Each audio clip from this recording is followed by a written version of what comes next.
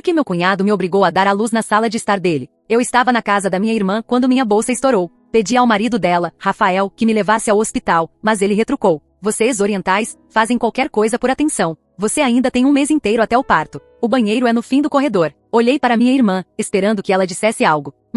Você devia ouvir meu marido. Ela tentou soar firme, mas vi as lágrimas nos olhos. Ela tinha medo dele. Por favor, Rafael, eu preciso que você dirija. Então fui interrompida pelo som dele aumentando o volume da TV. Rafael, isso é real. O bebê. Outra contração me rasgou por dentro. Desmoronei contra o balcão da cozinha. Será que ela sequer fala inglês o bastante para saber o que são contrações de verdade? Ele nem olhava para mim. Apenas rolava a tela do celular, pés jogados sobre a mesinha de centro. A dor explodiu como cacos de vidro triturando minha pelvis. Amor, pega jornais para sua irmã fazer o showzinho? Usa a sessão de esportes. As mãos da minha irmã tremiam enquanto espalhava os jornais sob mim. Minha própria família me tratava como um animal. O líquido escorrendo pelas minhas pernas entrou no meu campo de visão. Não estava mais claro. Era vermelho. Sangue. Por favor. Agora eu chorava em desespero, ranho e bile escorrendo pelo rosto. Tem algo errado. O bebê está vindo. 5 semanas antes, Rafael bufou. Matemática conveniente. Você sabe ao menos quem é o pai? Ou é mais uma daquelas situações de bebê de assistência social? Usei todas as forças que restavam para pegar o celular e discar 911. Alô? 90 Maple Avenue. Bip. Rafael arrancou o telefone e desligou antes que eu terminasse. Nem pensar. Vocês sempre tentam transformar tudo em processo de discriminação. Não vou cair na sua armadilha. A contração seguinte me lançou de joelhos. Gritei. Não consegui conter. Era como se minha bacia se quebrasse em pedaços. A mão de Marina encontrou a minha entre as contrações, apertando 3 vezes rápido. Nosso sinal de infância para eu te amo. Depois, ela puxava a mão de volta sempre que ele olhava. Marina, por favor. Arfava. Você sabe que isso é real. Diga a ele. Nem tente seus truques com a Marina. Eu ensinei a ela como ser uma americana de verdade. Ele apontou para o cabelo dela descoberto com a garrafa de cerveja. Tá vendo? Sem hijab. Sem drama. Tudo graças a mim. Quando Rafael voltou a fixar os olhos no jogo, ela se inclinou até meu cabelo e sussurrou. Não tive sequer tempo de sentir pena dela. As contrações vinham a cada 2 minutos. Os sons que saíam de mim já não eram humanos. Eram guturais. Animalescos. Ah, isso é o que acontece quando a sua gente procria cedo demais. Rafael aumentou ainda mais o volume. Aposto que nem acreditam nesse método do sair antes. Ele riu como um adolescente. Provavelmente você até acredita nessa besteira de não é não. O sangue já encharcava os jornais. Muito sangue. Vermelho escuro. Marina viu e empalideceu. Observei quando ela, com medo, se aproximou da janela e cruzou o olhar com nossa vizinha, Dona Angali, do lado de fora. Assim que Rafael levantou para gritar pelo gol do time, Marina começou a acenar como uma louca. Socorro! Socorro! Ela berrou, apontando para mim. A cabeça de Rafael virou num estalo. Mas que diabos você pensa que tá fazendo? Ela congelou como um cervo diante dos faróis. Eu só pensei que talvez. Mal conseguia falar entre soluços. Ele agarrou o braço dela. Forte. Pra cima. Agora. Não. Por favor, eu preciso dela. Gritei, tentando alcançar minha irmã. Olha só a confusão que você causou. Ele zombou, arrastando Marina escada acima. Vamos conversar sobre lealdade. A porta bateu. Ouvi os soluços abafados de Marina. Um baque contra a parede. O choro dela foi ficando mais fraco. Depois, nada. Tentei engatinhar até a porta. Consegui avançar 1 metro antes de outra contração me derrubar. Rafael literalmente passou por cima de mim para pegar outra cerveja na geladeira. O sapato dele agarrou a borda do jornal ensanguentado. Meu Deus! Você ainda vai continuar com esse teatro? Ele suspirou. Quando acabar seja lá o que for isso, você mesma vai limpar meu chão. Arfei. Não pelo que ele disse, mas porque senti a cabeça do bebê saindo de mim. O bebê está nascendo. Agora. Ah, claro que sim. Ele nem se virou. Foi aí que eu quebrei. Se ele queria um espetáculo, teria um. Arranquei a baia, a legging, tudo da cintura para baixo. Ótimo. Vou parir esse bebê no seu sofá de couro precioso. Engatinhei até o sofá de $5.000. O de couro italiano sob medida. Subi nele. Comecei a empurrar. Gritando. Sangrando por todos os cantos das almofadas imaculadas. Mas que sai daí agora. O rosto arrogante dele se transformou em horror. Ele podia ver. A cabeça do bebê realmente coroando. Você tá arruinando tudo. Marina, desce aqui agora. Ela surgiu na porta, rosto inchado de tanto chorar. Leva sua irmã terrorista pro hospital antes que ela destrua a minha casa inteira. Ele atirou algo nela. Chaves do carro. De repente, minha irmã me puxava em direção à porta. Você sabe dirigir? Há 10 anos. Ela soluçava, acelerando no sinal vermelho. Ele pegou minhas chaves 2 anos atrás. Disse que eu tinha que merecê-las de volta. A viagem até o hospital levava 30 minutos, mas Marina fez em 15. Assim que entramos pelas portas do pronto-socorro, Marina começou a gritar feito louca. Ela tá com 35 semanas. Sangramento intenso. Médicos me cercaram enquanto me levavam para a emergência. Uma enfermeira ficava checando entre minhas pernas, cochichando para o médico. Ninguém me olhava. Cadê meu bebê? Perguntei. Por que ela não está chorando? O médico tirou a touca cirúrgica. Os olhos estavam marejados. O sangramento foi grave demais. Sua filha. Ela lutou com todas as forças. Mas não conseguimos. Sinto muito. Eu sinto tanto. Marina me segurava enquanto eu gritava. Não de dor dessa vez. De vazio. Vai ter justiça. Ela sussurrou. Nós vamos nos vingar. O berço vazio estava no canto do quarto como um fantasma. Meus olhos voltavam sempre para ele enquanto Marina me embalava e repetia vai ter justiça sem parar nos meus cabelos. Os braços dela apertavam mais forte a cada palavra, como se tentassem segurar os pedaços quebrados de mim. Meu corpo inteiro tremia em soluços que me rasgavam por dentro. Já faziam 20 minutos que tinham levado minha filha embora. Mas eu ainda via seu rostinho atrás das pálpebras. As lágrimas de Marina encharcavam meu avental hospitalar enquanto ela me balançava de um lado para o outro. Houve uma batida na porta e um policial entrou com uma prancheta. Ele parecia exausto e o uniforme amarrotado, como se estivesse de turno há tempo demais. Puxou uma cadeira e começou a fazer perguntas com voz neutra, marcando quadrados no formulário. Nome, ponto, idade, endereço, hora estimada do início do trabalho de parto. Eu ainda sangrava através dos absorventes grossos do hospital que haviam me dado, e cada movimento trazia uma nova onda de dor pelo meu corpo. Quando ele perguntou sobre o pai, a mão de Marina apertou a minha com tanta força que suas unhas se cravaram na minha palma. Eu disse que não havia pai envolvido, e observei ele anotar algo sem sequer levantar os olhos. Perguntou se eu tinha feito pré-natal. Eu assenti enquanto Marina respondia por mim com datas e nomes de médicos. O policial terminou a papelada e saiu sem me encarar. Uma hora depois, uma mulher bateu na porta e entrou carregando uma pasta grossa. Silvia Pedrosa, do setor de serviços sociais do hospital, tinha cabelos grisalhos presos num coque e olhos bondosos por trás dos óculos espessos. Ela se sentou e começou a espalhar panfletos na mesinha sobre grupos de apoio ao luto e programas de auxílio para enterro. Sua voz era suave enquanto explicava sobre aconselhamento e ajuda financeira para famílias que não podiam arcar com custos funerários. Eu não conseguia me concentrar em nenhuma palavra. Minha mente escorregava do que ela dizia como se estivesse coberta de óleo. Marina fazia anotações com mãos trêmulas num bloco amarelo que a mulher lhe entregará. A cada poucos minutos, ela olhava para a porta como se Rafael fosse entrar a qualquer instante. Sabina deixou o cartão dela e disse que voltaria no dia seguinte. Meu celular continuava vibrando no criado mudo, e eu via os números dos meus pais piscando na tela. Mamãe ligara 6 vezes, papai 4. Virei o celular com a tela para baixo e puxei o cobertor do hospital até o queixo. O peso de ter que contar a eles o que aconteceu parecia impossível agora. Eu precisava dessa bolha de apenas eu e Marina antes que o resto do mundo desabasse com suas perguntas, culpas e luto. Marina silenciou o próprio telefone quando o rosto de nossa mãe apareceu na tela. Na manhã seguinte, uma médica diferente entrou com meu prontuário. Era mais jovem, tinha olheiras profundas e o jaleco estava manchado de café. Ela sentou na beira da cama e explicou que o padrão de sangramento nos tecidos mostrava sinais claros de descolamento prematuro da placenta. A placenta havia se desprendido da parede uterina, cortando o oxigênio para o bebê. Ela disse que com atendimento médico imediato, a taxa de sobrevivência passava de 60%. Sem ele, o bebê geralmente morria em menos de 1 hora. Minha dormência se rompeu e a raiva jorrou como água fervente. Marina ficou completamente pálida e agarrou a grade da cama para se firmar. Nós duas entendemos exatamente o que aquelas horas perdidas no chão de Rafael tinham nos custado. A médica nos deixou novamente a sós, e Marina finalmente me contou o que acontecerá no andar de cima, quando ele a arrastou. Os baques que eu ouvirá eram ele jogando-a contra a parede repetidas vezes. Ele tapou a boca dela para abafar os gritos e disse que ela tinha sorte de ele não ter feito pior. Ela ergueu as mangas e mostrou os hematomas que subiam pelos 2 braços, em diferentes estágios, marcas amareladas de semanas atrás, roxas da última terça-feira e novas, vermelhas, de ontem. Confessou que isso acontecia havia 3 anos, mas piorou depois que ela parou de usar hijab para agradá-lo. Ele torcia o pulso dela durante discussões até fazê-la chorar. Empurrava-a contra móveis e dizia que era desastrada quando perguntavam dos hematomas. A enfermeira entrou durante as visitas da tarde e comentou que nossa vizinha, Dona Ali, ligara 3 vezes para o hospital perguntando por nós.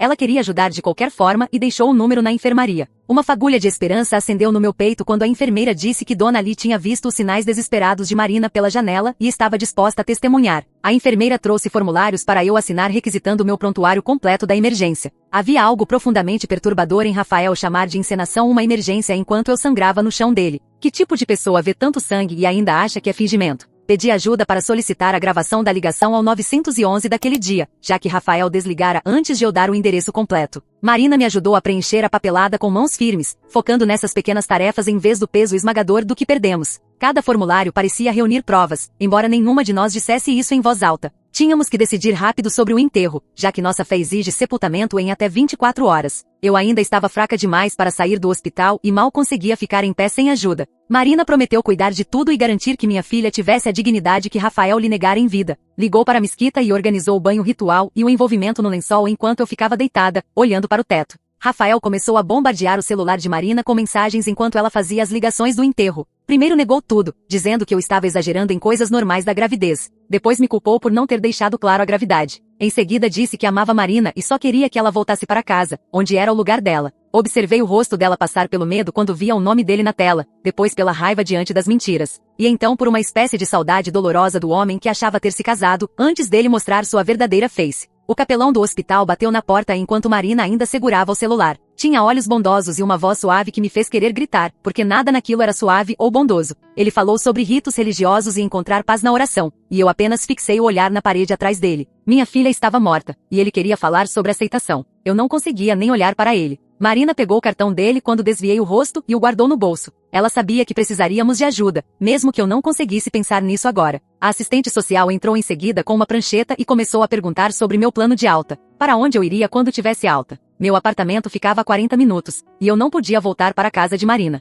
Não com Rafael lá. A assistente social começou a ligar para abrigos e moradias temporárias enquanto Marina se sentava ao meu lado na cama. Ela prometeu que não voltaria para casa naquela noite. Segurei a mão dela e disse que ela não voltaria para aquela casa nunca mais, se dependesse de mim. Ela parecia assustada com o que Rafael poderia fazer, mas ainda mais apavorada com a ideia de ficar sozinha com ele depois do que aconteceu. Ela sentiu e disse que ficaria comigo, onde quer que fossemos. O telefone dela tocou. Era Solange Temple, da linha de apoio a vítimas de violência doméstica, retornando a ligação. Marina colocou no viva voz, e Solange nos guiou pelo planejamento de segurança. Ela explicou sobre conseguir um segundo celular que Rafael não conhecesse e manter documentos importantes em um lugar seguro. Marina anotava em árabe no verso de um cardápio do hospital para lembrar de tudo. O diretor funerário passou com mais papéis, e os custos me fizeram gelar. Mesmo o enterro infantil mais simples custava milhares de dólares que não tínhamos. As mãos de Marina tremiam enquanto preenchia formulários de parcelamento. Estávamos nos afogando em papelada de morte quando deveríamos estar preenchendo certidões de nascimento. A assistente social voltou e disse que Dona Lee já dera sua declaração sobre o que viu. Ela tinha até gravado vídeo com o celular, mostrando Marina acenando da janela e gritando por socorro. Meu coração disparou ao saber que tínhamos provas, mas Marina empalideceu só de pensar na vizinhança inteira descobrindo sobre Rafael. À tarde, o detetive Bennett Thorne chegou para colher nossos depoimentos formais.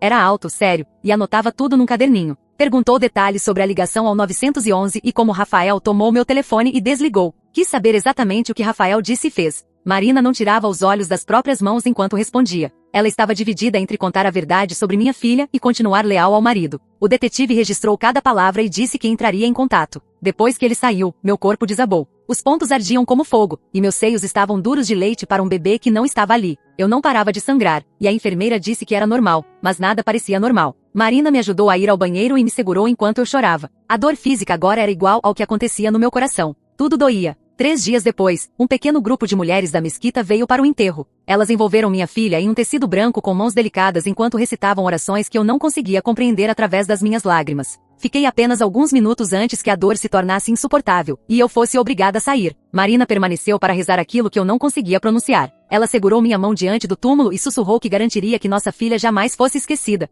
No caminho de volta ao abrigo, meu celular vibrou com o alerta do banco. Rafael havia removido Marina das contas conjuntas e dos cartões de crédito. Ela encarou a tela em estado de choque. 10 anos de casamento e ele a cortou com uma única ligação. Ela não tinha dinheiro, nem acesso a nada do que havia economizado durante os anos. Toda a vida dela estava naquela casa e agora ela não podia sequer comprar mantimentos. O abrigo era um porão de igreja adaptado, com beliches enfileirados. Outras mulheres estavam sentadas em suas camas com seus filhos, cada uma carregando suas próprias histórias de fuga. Marina e eu ficamos em camas lado a lado e ela me ajudou a me deitar com cuidado, porque ainda havia dor em cada movimento. Ela não parava de olhar para o telefone, na esperança de que Rafael mudasse de ideia, mas o que recebia eram apenas mensagens raivosas chamando-a de traidora. A coordenadora do abrigo nos deu vales para roupas do armário de doações, já que havíamos saído sem nada. Marina escolheu peças simples que não chamassem atenção, enquanto eu apenas peguei o que coubesse no meu corpo ainda inchado.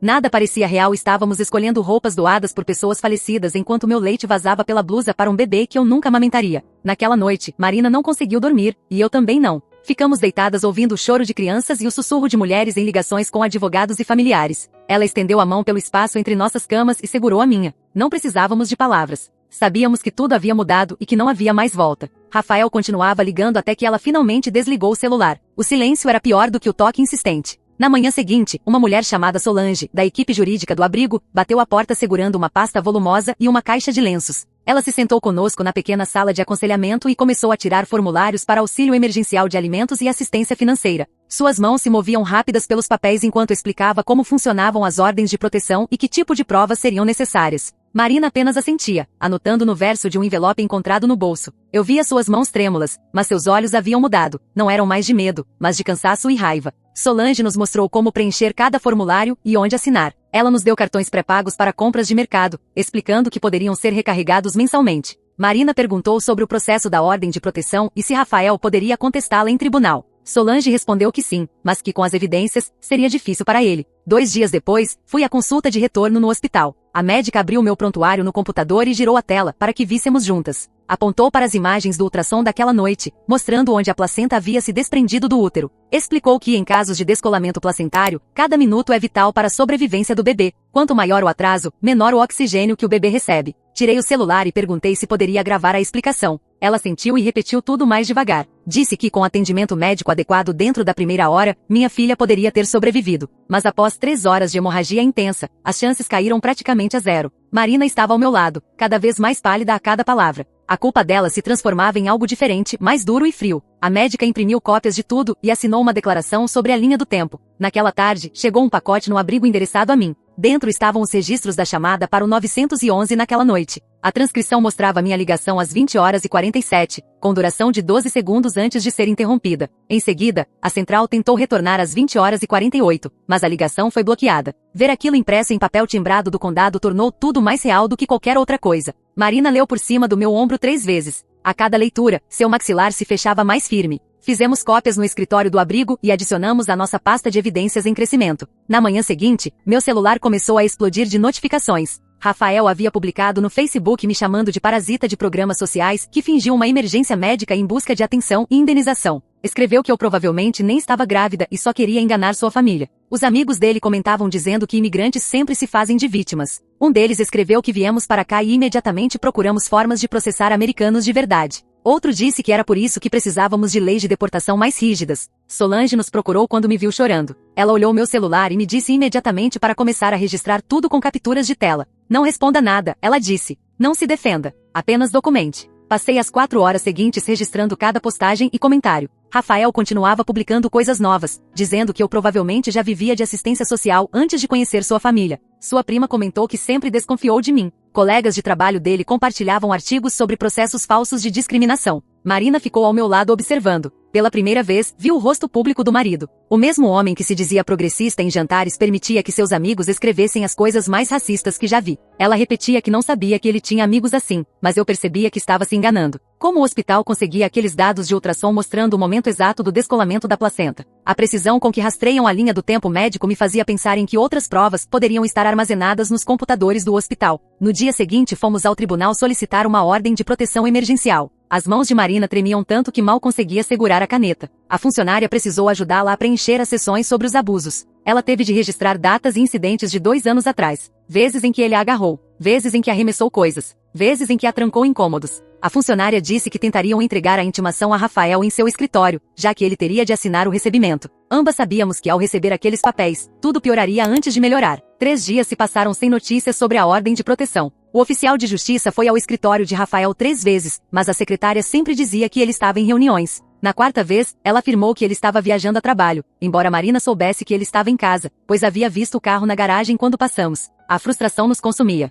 Estávamos seguindo todas as regras, agindo de forma legal, mas ele ainda encontrava meios de escapar. Enquanto isso, dormíamos em um quarto coletivo do abrigo, com paredes de papel e sem privacidade. O detetive Thorne ligou perguntando se tínhamos fotos de dentro da casa naquela noite. Ele precisava de imagens do sangue no sofá e no carpete para documentar a cena. Tive de descrever cada detalhe enquanto ele fazia anotações. Onde exatamente eu estava quando minha bolsa estourou? Quanto sangue havia em cada almofada? Em que posição eu estava quando o bebê começou a nascer? Marina desabou quando ele perguntou sobre os jornais que Rafael a obrigou a colocar debaixo de mim. Ela pediu desculpas repetidamente por não ter tirado fotos, mas quem pensa em provas quando a irmã está morrendo no chão? Naquela noite tivemos nossa primeira briga desde que tudo aconteceu. Eu queria ligar para nossos pais e contar tudo. Ela implorou que eu não fizesse isso. Disse que aquilo mataria nossa mãe de tristeza. Fiquei tão furiosa que joguei meu travesseiro no chão. Como ela ainda podia proteger os sentimentos de todos quando o marido havia deixado minha filha morrer? Ela começou a chorar, falando sobre vergonha familiar e o que as pessoas diriam. Acabamos nos abraçando e chorando até não termos mais forças.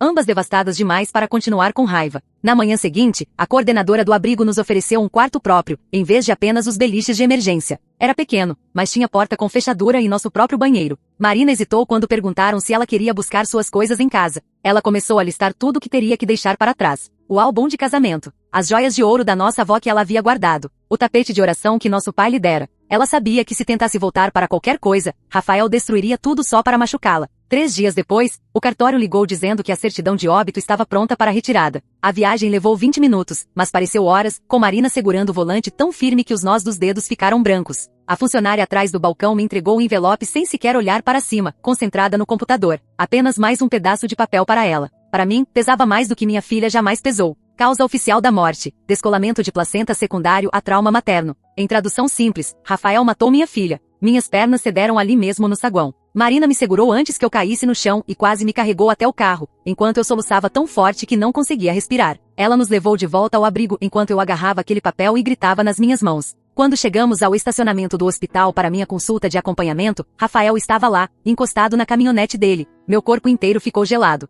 Ele começou a caminhar rápido na nossa direção, com o rosto contorcido de raiva. Marina segurou meu braço e me puxou para a entrada, mas ele se aproximava. Foi quando o segurança se colocou entre nós. Rafael parou de repente, com as mãos cerradas em punhos. A mão do segurança foi para o rádio. Rafael recuou lentamente, apontando para nós o tempo todo antes de entrar na caminhonete e arrancar. As mãos de Marina tremiam por 1 hora depois disso. De volta ao abrigo, Solange tirou do gaveteiro um celular simples. Ela nos mostrou como desligar os serviços de localização em nossos celulares normais e verificar aplicativos de rastreamento. Rafael havia instalado 3 diferentes no celular de Marina sem que ela soubesse. Solange nos ensinou sobre rastros digitais e como agressores usam tecnologia para perseguir. Ela nos deu o celular básico apenas para emergências, com um número que Rafael não conheceria. Marina anotava tudo, perguntando sobre VPNs e aplicativos de mensagens seguras. 2 dias depois, nos encontramos com Renata Eveline em seu escritório no centro. Ela era especialista em casos civis contra agressores. Os papéis do processo por morte injusta pesavam sobre a mesa de conferência. Processar um familiar parecia errado, mesmo que Rafael não fosse mais realmente da família. Marina continuava torcendo as mãos, preocupada com o que surgiria durante a fase de descoberta. Todas as vezes em que não chamou a polícia. Todas as vezes que permaneceu. Renata explicou que tínhamos um caso forte, mas alertou que o tribunal civil era diferente do criminal. Menor exigência de provas, mas também menores consequências. Dinheiro, não prisão. A ordem de proteção finalmente chegou 1 semana depois. O oficial encontrou Rafael na academia e entregou-lhe a intimação na frente de todos. O juiz concedeu uma ordem temporária de 2 semanas até a audiência completa. Marina sabia pela experiência que papel não parava socos. Ela já tinha 3 ordens de restrição antes. Cada vez, Rafael encontrava maneiras de burlá-las. Mas, pelo menos agora, violá-la seria crime. Algo no registro dele. Na manhã seguinte, a empresa de Rafael o chamou para uma reunião de RH. Alguém havia encaminhado suas postagens nas redes sociais, celebrando colocar terroristas bebês assassinos em seu lugar. Violações de política da empresa. Ele não foi demitido, mas recebeu advertência formal. Qualquer outro incidente e seria demitido. Marina se sentiu culpada, mesmo sem tê-lo denunciado. Provavelmente foi a senhora Lee ou alguém do hospital.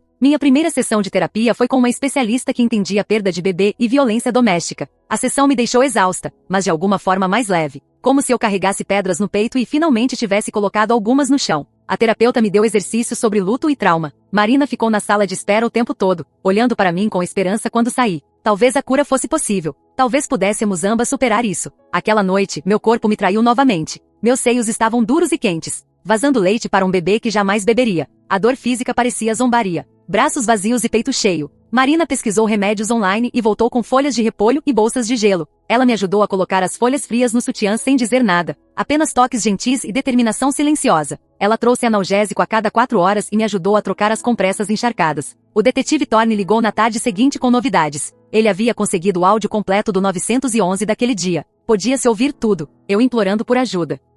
Rafael ao fundo dizendo, não vou cair no seu truque antes da linha cair. As evidências estavam se acumulando. Mas ele nos alertou que provar responsabilidade criminal ainda seria difícil. Promotores querem casos certos, não complicados de família. Mas a gravação ajudaria, ao menos, no processo civil. Naquela noite, o celular de Marina vibrou com uma mensagem de número desconhecido. Rafael estava reunindo testemunhas de caráter para a audiência. O chefe dele, os amigos da academia, até a mãe dele, que não falava com ele há anos. Ele havia contratado um bom advogado, especializado em defender homens acusados de violência doméstica. O medo disparou novamente, mas estávamos melhorando em canalizá-lo em ação. Marina começou um caderno documentando tudo: horários, datas, testemunhas. Ela fotografou meus prontuários médicos e fez backup em 3 lugares diferentes. não seríamos pegas despreparadas novamente. O quarto do abrigo era menor que o banheiro de Rafael. 2 camas estreitas com cobertores cinza finos. Um banheiro compartilhado no corredor, com cheiro de água sanitária e canos antigos. Marina ficou na porta segurando uma mochila preta enquanto 10 anos de casamento ficavam para trás naquela casa. Ela continuava tocando o dedo anelar nu, como se conferisse se era real. A funcionária do abrigo nos mostrou a cozinha comum, as regras do toque de recolher e o botão de pânico na parede. Outras mulheres passavam pelos corredores com o mesmo olhar vazio nos olhos.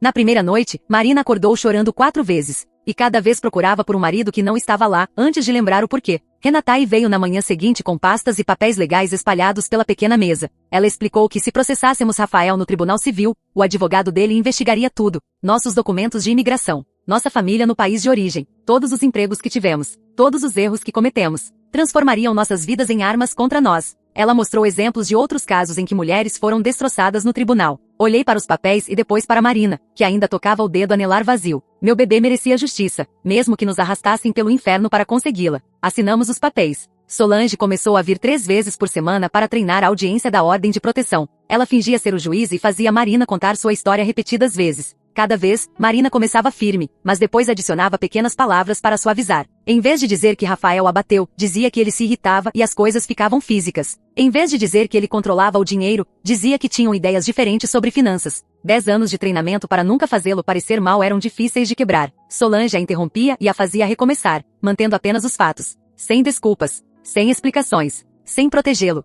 O dia do julgamento chegou 3 semanas depois, e meu corpo inteiro se lembrou daquela noite no instante em que vi Rafael no corredor. Ele usava um terno que custava mais do que gastaríamos com comida em 1 ano, e seu advogado parecia devorar pessoas como nós no café da manhã. O sangue, a dor, o bebê que nunca chegou a respirar, tudo voltou de uma vez. Porque o advogado de Rafael se especializa em defender homens acusados de violência doméstica. Isso parece uma escolha de carreira tão específica. Faz pensar que tipo de pessoa constrói toda sua prática em manter homens violentos fora da cadeia enquanto suas vítimas sofrem. Eu não conseguia respirar direito e minhas mãos começaram a tremer. Marina segurou minha mão e apertou 3 vezes rápido. Nosso antigo sinal. Forcei-me a continuar em pé. Dentro da sala do tribunal, o advogado de Rafael nos atacou como se fôssemos criminosas. Ele me chamou de manipuladora e desesperada por atenção. Disse que Marina era instável mentalmente e inventava coisas para ganhar simpatia. Ele distorceu cada fato em algo feio. Quando Marina disse que Rafael não a deixava dirigir, o advogado disse que ela era emocional demais para cuidar de um carro. Quando disse que Rafael se recusou a ligar para o 911, ele disse que eu estava dramatizando desconfortos normais da gravidez. Mordi minha língua tão forte que sangrou para não gritar com suas mentiras. Marina começou a se dissociar. Aquele olhar vazio que ela tinha quando Rafael gritava com ela. E eu apertava sua mão para trazê-la de volta. Então Senhora Ali apareceu na tela do tribunal via vídeo do Paquistão, onde estava visitando a família. O juiz exibiu a gravação daquela noite e dava para ver tudo. Marina na janela, acenando e gritando por ajuda enquanto Rafael estava distraído. Seus sinais desesperados. Suas lágrimas. O terror em seu rosto. A expressão do juiz mudou completamente ao assistir. Pela primeira vez desde que tudo começou, alguém em autoridade realmente viu o que aconteceu conosco. O juiz levou 20 minutos para decidir, mas pareceram 20 horas. Ela concedeu uma ordem de proteção de 6 meses, mas disse que as acusações criminais dependeriam do promotor. Não era tudo o que queríamos. Mas era algo real. Marina começou a chorar de alívio por ter permissão legal para ficar longe dele. 6 meses em que ele não podia se aproximar, ligar ou enviar amigos para nos vigiar. 6 meses para descobrir como reconstruir a vida sem ele. Do lado de fora do tribunal, Rafael passou por nós com seu advogado e murmurou algo alto o suficiente para ouvirmos, mas baixo bastante para que seu advogado dissesse que ele não falou nada. Puxei meu celular rapidamente e comecei a gravar enquanto Marina congelava completamente. 10 anos de treinamento para fingir que não ouviu os insultos dele tomando conta. O advogado dele agarrou o braço dele e o puxou, mas eu vi aquele olhar nos olhos dele. Isso não havia acabado para ele. 3 dias depois, o detetive Thorne ligou enquanto tomávamos café da manhã na cozinha do abrigo. O promotor estava revisando as acusações por interferência em serviços de emergência. Ele avisou que poderia levar meses e talvez não resultasse em prisão, mas pelo menos estavam levando a sério. Disse que o vídeo da senhora ali ajudou muito e que estavam construindo o caso. Depois que desligou, olhei para o celular pensando na minha bebê e se tudo isso traria ela de volta. O relatório médico completo chegou 2 semanas depois em um envelope grosso que parecia pesado demais pelo que significava. Página após página de termos médicos, mas uma linha se destacou clara como dia. Com intervenção médica imediata, minha filha teria 70% de chance de sobrevivência. 70%. Ela poderia ter vivido se Rafael tivesse apenas me deixado ir para o hospital. Os números pareceram uma faca torcendo no meu peito, mas também uma munição para nosso caso. Marina me ajudou a fazer cópias e arquivá-las com todas as outras evidências, construindo nossa trilha documental de tudo que ele nos tirou. 2 dias depois, Renatai nos chamou para seu escritório e espalhou uma pilha grossa de papéis sobre a mesa.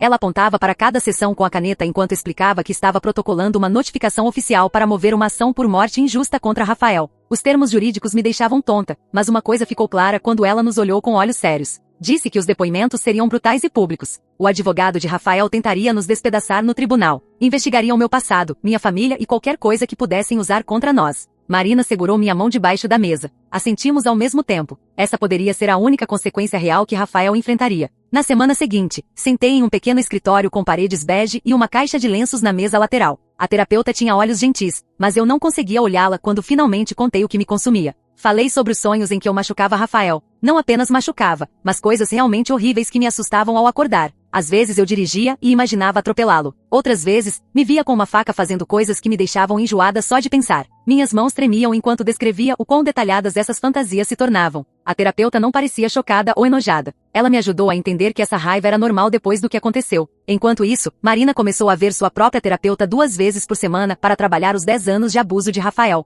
No abrigo, precisávamos estar dentro às 20 horas ou perderíamos nossas camas. A cozinha era compartilhada com outras 12 famílias, e era necessário se inscrever para os horários de preparo de refeições. Cada manhã significava preencher mais formulários para vale alimentação, assistência habitacional ou cobertura médica. O escritório da assistente social cheirava a café velho e desespero. Marina chorava no banheiro às vezes, sobre precisar de caridade. Ela havia sido criada para nunca aceitar ajuda, e agora estávamos dependendo dela. O abrigo nos fornecia pasta de dente e shampoo em frascos pequenos, como em hotel, mas nada disso parecia temporário. 3 semanas na vida do abrigo, eu voltava da mercearia quando vi o carro de Rafael se arrastando atrás de mim. Ele dirigia tão devagar que outros carros buzinhavam, mas ele continuava me seguindo por 6 quarteirões. Quando entrei em uma farmácia, ele estacionou bem do lado de fora e esperou. Liguei para a polícia de dentro da loja, mas quando chegaram, ele já havia ido. No dia seguinte, apareceu na mesma mercearia em que fazíamos compras. Passava devagar pelo corredor e depois voltava, sempre ficando à distância exata para parecer coincidência. Na terceira vez, Marina gravou um vídeo com o celular. Levamos tudo para a delegacia e registramos outro boletim.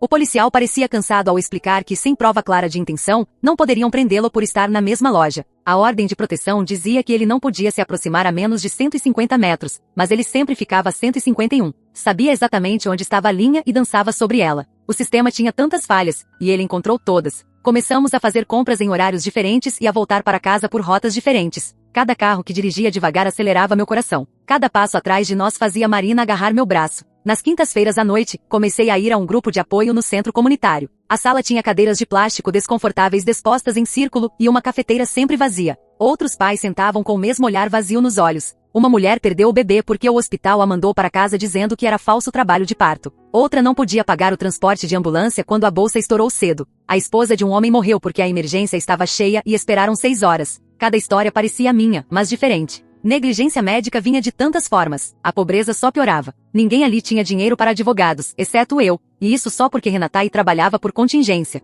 Pela primeira vez desde a perda da minha filha, não me senti completamente sozinha. Quando a reunião terminou, Marina estava esperando do lado de fora, no carro que havíamos pegado emprestado do abrigo. Ela tinha lágrimas nos olhos, mas eram lágrimas de orgulho. Naquele fim de semana, sentamos na cama do abrigo com uma pequena caixa de papelão entre nós. Dentro estava a pequena pulseira do hospital com Baby Girl, escrito nela. O macacão roxo que eu havia comprado em uma loja de segunda mão quando descobri que seria menina. 3 fotos de ultrassom do 2º trimestre, quando tudo ainda parecia possível. Marina havia impresso a única foto boa que ela tirou de mim grávida, onde eu sorria e ainda não sabia o que estava por vir. Adicionamos uma carta que escrevi para minha filha, dizendo o quanto a amava, mesmo sem nunca termos nos conhecido. A caixa ficou ao lado da nossa crescente pilha de arquivos de caso e pastas de evidências na pequena prateleira ao lado da cama. Luto e justiça agora se misturavam em tudo. Na segunda-feira de manhã, entramos no escritório de Renatai para mais uma reunião sobre documentos de descoberta, quando meu telefone começou a vibrar. A tela mostrava um número que eu reconheci do escritório do promotor. Marina segurou minha mão enquanto eu deslizava para atender, ambas prontas para o que viesse a seguir.